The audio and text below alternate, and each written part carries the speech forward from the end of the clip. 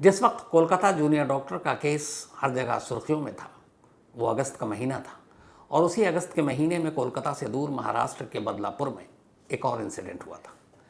बदलापुर के एक आदर्श स्कूल में 2 नाबालिग बच्चियों के साथ यौन शोषण का इल्ज़ाम लगा था 27 साल के एक उसी स्कूल के सफाई कर्मचारी के ऊपर, जिसका नाम अक्षय शिंदे। 12 अगस्त को यह वारदात हुई, 14 अगस्त को इसका खुलासा हुआ और 17 अगस्त को अक्षय शिंदे को पुलिस ने गिरफ्तार किया। वो भी तब जब लोगों ने हंगामा किया, विरोध प्रदर्शन शुरू हो गया और जैसे कोलकाता जूनियर डॉक्टर को लेकर हो रहा था वैसे ही बदलापुर में शुरू हो गया, मुंबई में शुरू हो गया। तो काफ़ी सरकार और पुलिस पर इसको लेकर दबाव था। अब अक्षय शिंदे को पुलिस ने गिरफ्तार किया। गिरफ्तार करने के बाद अदालत में पेश किया, पुलिस हिरासत मिली। पुलिस हिरासत में उससे पूछताछ की गई करीब 10 दिनों तक। फिर अराउंड 26 और 27 अगस्त को पुलिस कस्टडी खत्म होती है और अक्षय शिंदे को जुडिशियल कस्टडी यानी न्यायिक हिरासत में तलोजा जेल भेज दिया जाता है। अब वो तलोजा जेल में बंद है। इधर पुलिस अपनी तफ्तीश कर रही है, लेकिन उसकी गिरफ्तारी, पुलिस की जांच के बावजूद लोगों का गुस्सा कम नहीं हो रहा था। लगातार वहाँ रैलियाँ, कैंडल मार्च, विरोध प्रदर्शन, जो अपोजिशन पार्टी है उसने भी इसको इशू बना दिया।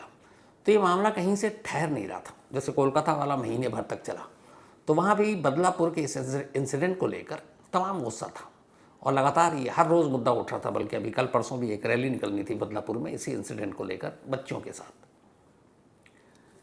अब ये सारी कहानी आपको पता है। अब अक्षय शिंदे जेल के अंदर है, बाहर लोगों का गुस्सा है, लोग जस्टिस की मांग कर रहे हैं, इंसाफ की मांग कर रहे हैं।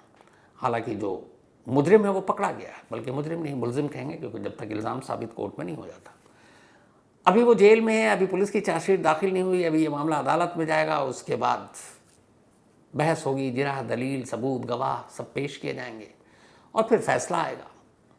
लेकिन इधर बाहर लोग गुस्से में हैं, सरकार पर उंगलियां उठ रही हैं, महाराष्ट्र पुलिस पर उंगलियां उठ रही हैं, लेट से FIR क्यों किया, पूरी जांच पहले क्यों नहीं की, स्कूल प्रशासन पर भी, स्कूल प्रशासन को ही बदल दिया गया। अब लगा था कि धीरे धीरे ये मामला खत्म हो जाएगा, लेकिन हुआ नहीं। और इसी बीच में 23 सितंबर यानी 2 दिन पहले, यानी कि मंडे को एक ऐसी चीज़ हुई जिसको लेकर आज महाराष्ट्र बल्कि मुंबई में बॉम्बे हाई कोर्ट में लंबी बहस चली। और बॉम्बे हाई कोर्ट के 2 जजों की बेंच ने जो कहा वो शायद हमारे देश में चल रहे नए ट्रेंड के बारे में काफ़ी कुछ कह गया। क्या कहा, क्यों ये बॉम्बे हाई कोर्ट की अचानक मैं बात कर रहा हूँ, तो इसकी जड़ में है एक एनकाउंटर। वही अक्षय शिंदे जिसको उस आदर्श स्कूल की 2 बच्चियों के साथ यौन शोषण के इल्ज़ाम में गिरफ्तार किया गया, 10 दिन तक पुलिस हिरासत में रहा, फिर अब जुडिशियल कस्टडी में तलोजा जेल में बंद है। उसी का कैसे एनकाउंटर होता है। अपने करियर में ऐसे इनकाउंटर की कहानी मैंने शायद नहीं सुनी, तमाम तरह की तो सुनी है, इस तरह वाली नहीं सुनी जैसे ये इनकाउंटर परसों हुआ है। पहले इनकाउंटर की कहानी पूरी डिटेल में, उसके बाद बॉम्बे हाई कोर्ट की बात करेंगे। जब अक्षय शिंदे को गिरफ्तार किया गया, जेल भेज दिया गया, उसके बाद अचानक अक्षय शिंदे की 2-3 या 4 शायद बीवियाँ हैं। एक बीवी एक रोज़ पुलिस स्टेशन पहुंच जाती है और पुलिस स्टेशन पहुंचकर वो अपनी वाइफ के खिलाफ, वह अपने हस्बैंड के खिलाफ एक कंप्लेंट लिखाती है पुलिस स्टेशन में। और वो कंप्लेंट थी अपने ही हस्बैंड अक्षय शिंदे के खिलाफ अननेचुरल सेक्स या फिर अप्राकृतिक यौन संबंध बनाने की। अब वो कंप्लेंट रख ली गई, इधर पुलिस कस्टडी ख़त्म, वो जुडिशियल कस्टडी में है। अचानक 23 सितंबर को यानी 2 दिन पहले क्राइम ब्रांच की टीम अक्षय शिंदे की वाइफ की उस कंप्लेंट पर जागती है। दोपहर के करीब 2:30 बजे थे। 2:30 बजने से पहले क्राइम ब्रांच की टीम अक्षय शिंदे की वाइफ की कंप्लेंट को लेकर कोर्ट पहुंचती है और कहती है कि ये एक और शिकायत है उसके खिलाफ, तो हमें उससे पूछताछ करनी है, उसको इंट्रोगेट करना है, इसलिए उसे जेल से निकाल कर पूछताछ करने की इजाज़त दी जाए।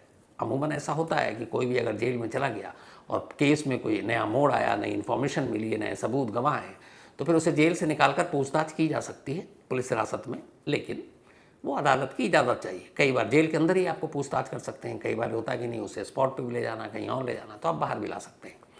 तो यही दलील दी क्राइम ब्रांच की टीम ने मुंबई की और कहा कि हमें अक्षय शिंदे की वाइफ की कंप्लेंट पर उससे पूछताछ करनी है, तो इसलिए उसको तलोजा जेल से बाहर निकालना है। अदालत ने इजाज़त दे दी।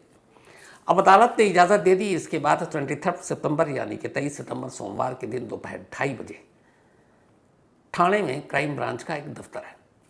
उस क्राइम ब्रांच के दफ्तर से एक जेल वैन या पुलिस वैन कहें, महाराष्ट्र में उसको पुलिस का डब्बा भी कहते हैं, बड़ी वाली जो गाड़ी होती है, तो एक जेल वैन तैयार। उस जेल वैन का ड्राइवर जो है वो एक एक्स सर्विसमैन है और उस वैन में अब 4 पुलिस वाले बैठते हैं।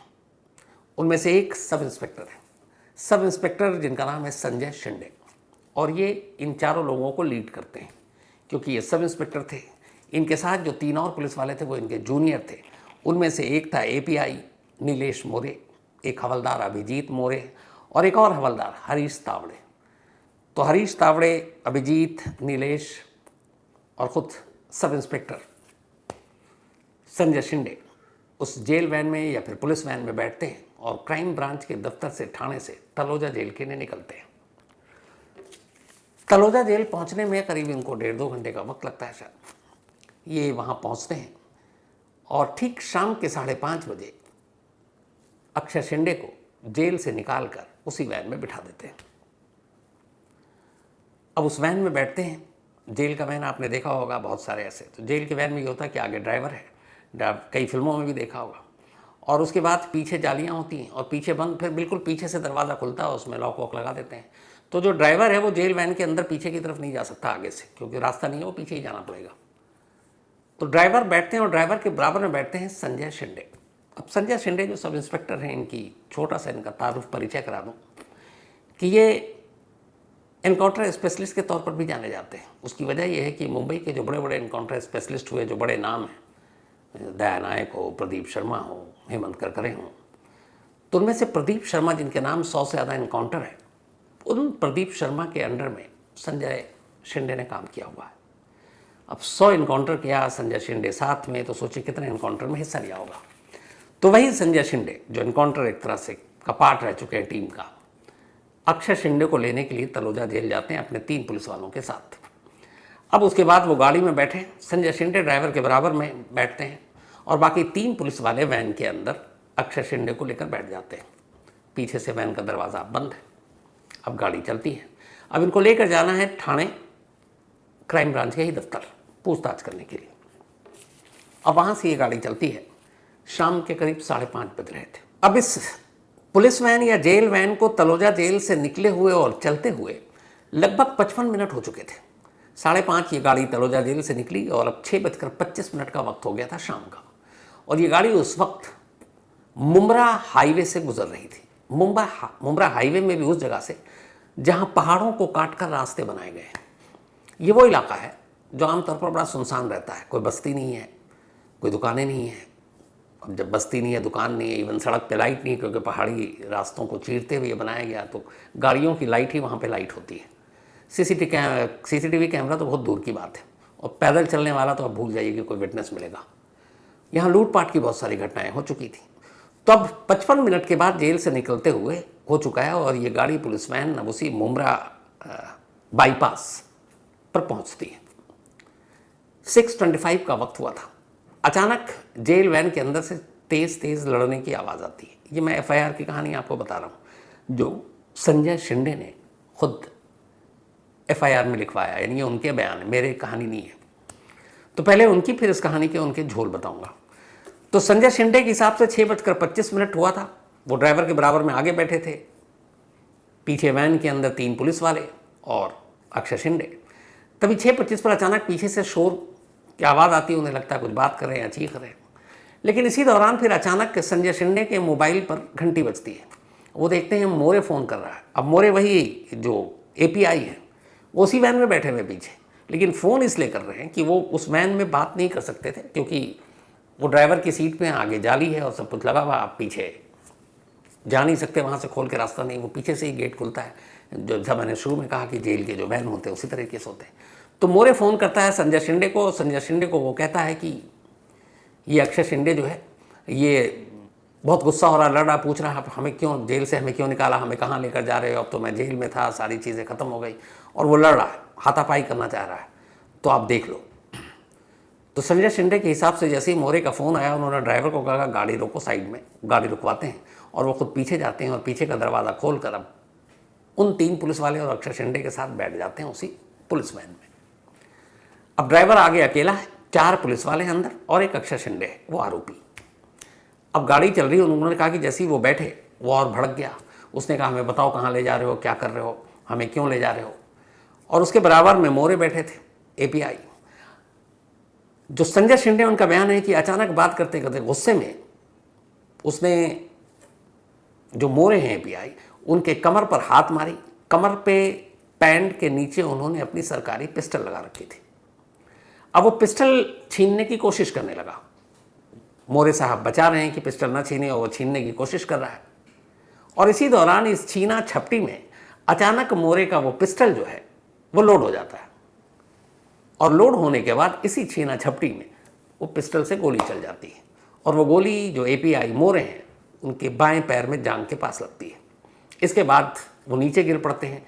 अब पिस्टल अक्षय शिंदे के हाथ में है। फिर वो 2 गोली चलाता है इन 3 पुलिस वालों की तरफ। नसीब इतना अच्छा कि ये दोनों गोली कहीं और निकल जाती है, तीनों बच जाते हैं।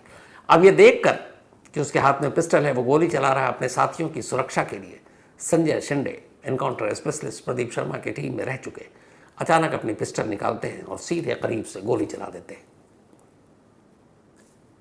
उसके बाद जब गोली चलाते हैं, अक्षय शिंदे गिर जाता है। जेल वैन चल रही है। इसके बाद ये छत्रपति शिवाजी अस्पताल वहाँ से कुछ ही दूरी पर है। जेल वैन वहाँ जाकर रुकती है। घायल मोरे को अस्पताल ले जाया जाता है, उसके बाद शिंदे को ले जाया जाता है। बाद में पता चला था शिंदे की मौत हो गई, और मोरे को भी जो गोली है वो पैर के पास, जांघ के पास लगी।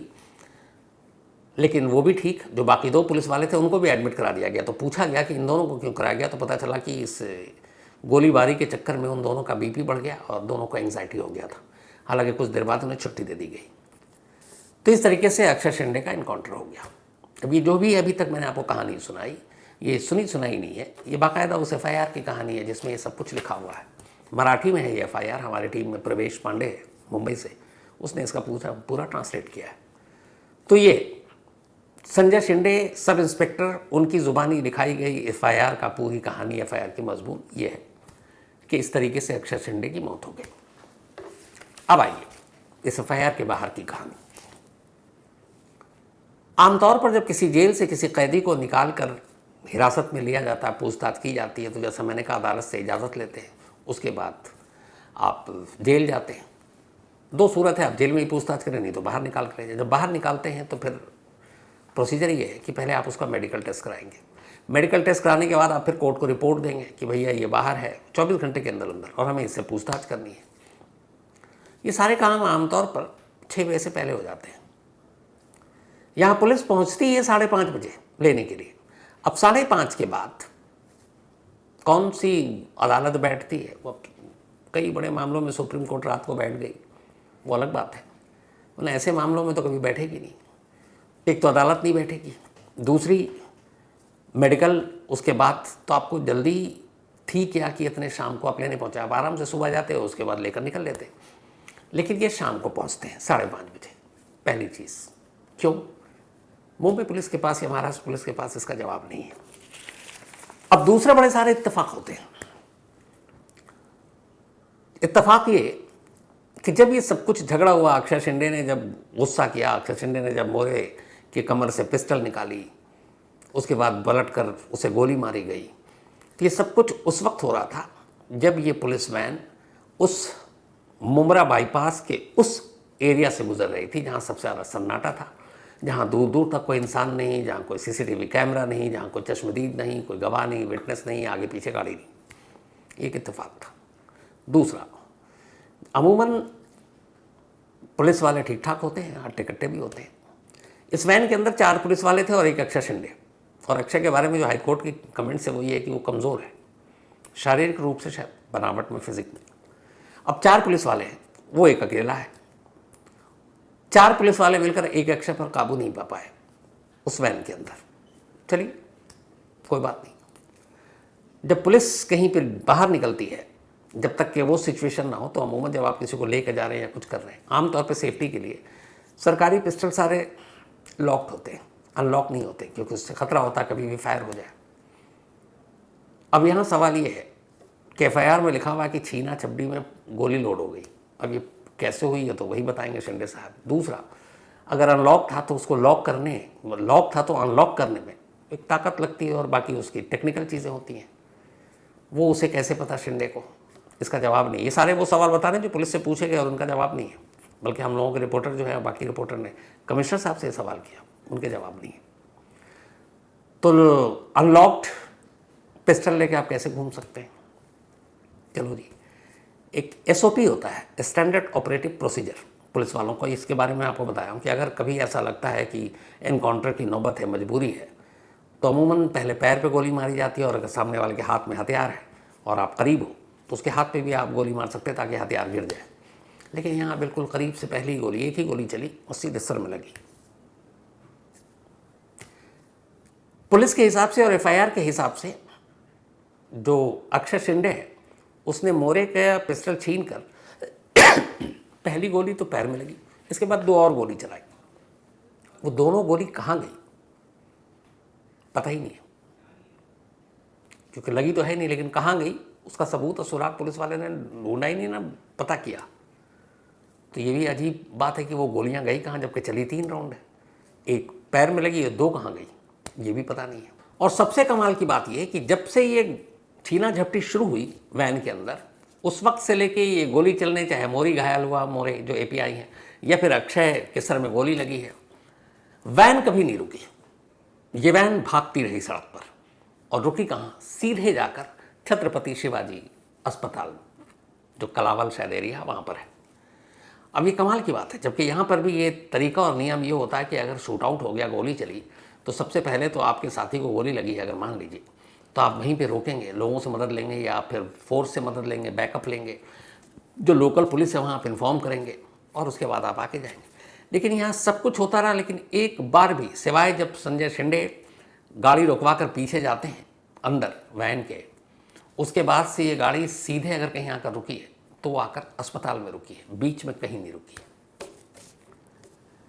अब ये वो जो सारी चीज़ें थी, इसी के बाद अक्षय शिंदे के जो पिता है वो पहुंच गए बॉम्बे हाईकोर्ट। बॉम्बे हाईकोर्ट में आज लंबी बहस हुई, और जो हाईकोर्ट ने सारे सबूत और सारी चीज़ें देखी, FIR की कॉपी देखी, उसके बाद जो उनके कमेंट्स हैं वो ये है कि कम से कम ये इनकाउंटर तो नहीं है। अब इसका मतलब है, जो वो डायरेक्ट नहीं बोल पाए कि इनकाउंटर नहीं है, तो इसका मतलब है सरकारी किलिंग, ये एक कत्ल है। अदालत ने सीधे सीधे सवाल पूछे कि अगर 3 गोली चली तो बाकी के 2 कहाँ गए, आपने उन खोखों का क्या किया? कहीं से बराबर नहीं किया, जबकि वो क्राइम सीन और प्रूफ के तौर पे होना चाहिए। आपने गोली पैर या हाथ में क्यों नहीं मारी, सीधे सर पे क्यों मारी? 4 पुलिस वाले थे, फिर भी आप चारों मिलकर उसको काबू क्यों नहीं पाए, क्यों नहीं पाए? और जो सबसे बड़ा मकसद, मोटिव ये है कि एक बड़ा केस, आदर्श स्कूल में 2 बच्चियों के साथ यौन शोषण का ये बड़ा मामला है। अब उस मामले के बाद सारी पूछताछ आपने कर ली, उसको जेल भेज दिया, और अचानक उसकी 3-4 बीवियों में से एक बीवी सामने आकर उस पर एक एलिगेशन लगाती है, और आप आनन फानन में कहते हैं कि अच्छा इस पर भी इन्वेस्टिगेशन करनी है, और आप उसके बाद कहते हो कि इसको जेल से बाहर निकालना है। तो ये जो टाइमिंग और जेल से बाहर निकालने का मोटिव और बीवी का ये कंप्लेंट, ये बड़ा शक पैदा करता है कि बाहर लाने के लिए कोई ना कोई तो एक वजह चाहिए थी। तो वजह कहीं ये बीवी की कंप्लेंट तो नहीं थी, क्योंकि बाहर लाएंगे तभी फिर एनकाउंटर होगा। इन सारे सवालों को साथ आज हाईकोर्ट ने महाराष्ट्र पुलिस की एक तरह से बहुत खिंचाई की, और 7 दिन के अंदर बहुत सारे सवाल दिए हैं और कुछ सबूत दिए हैं, और कहा कि ये सब लेकर आप आएंगे, और हो सकता है 7 दिन बाद कोई फैसला भी सुना दे हाईकोर्ट। तो इस केस में कम से कम मुंबई पुलिस फंसती हुई नजर आ रही है। हालांकि एक दूसरा पहलू ये है कि अब हमारे देश में इस तरह के एनकाउंटर अब एक ट्रेंड बनता जा रहा है। उसकी वजह यह है कि अब लोगों को अदालतों पर भी शायद इतना वक्त लेते हैं, भरोसा तो रहा नहीं। हाथों हाथ इंसाफ चाहिए, सड़क पर इंसाफ चाहिए, बेशक वो पुलिस के हाथ क्यों ना हो। तो इसीलिए अब इनकाउंटर को लेकर ना सवाल किया जाता, ना उठाया जाता है, और कहा जाता है कि यही सही है।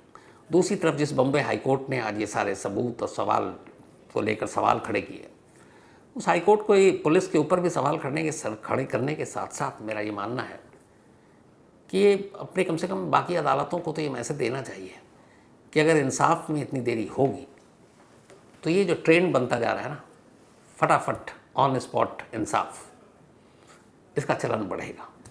तो इसके लिए अदालत ने बेशक महाराष्ट्र और मुंबई पुलिस की खिंचाई की, लेकिन जुडिशियल सिस्टम और अदालतों को भी खुद अपने अंदर गिरेबान में झांकना होगा कि ऐसे केस में अगर उतना ही लंबा वक्त लगेगा तो फिर काहे का इंसाफ, और तब ऐसी ऐसी चीज़ें होंगी और लोग इस पर खुश होंगे। यही वजह है कि ये 12 अगस्त का मामला अभी भी बदलापुर में लोग इसके खिलाफ आंदोलन कर रहे हैं। लेकिन बदलापुर जैसे इंसिडेंट का बदला इस तरह से लिया जाए, ये क्या सही है या गलत है? आप लोग फैसला कीजिए। तो कहानी में फिलहाल जितना ही, अब आपसे मुलाकात होगी कल रात 9 बजे किसी नई कहानी के साथ। तब तक अपना ख्याल रखिएगा।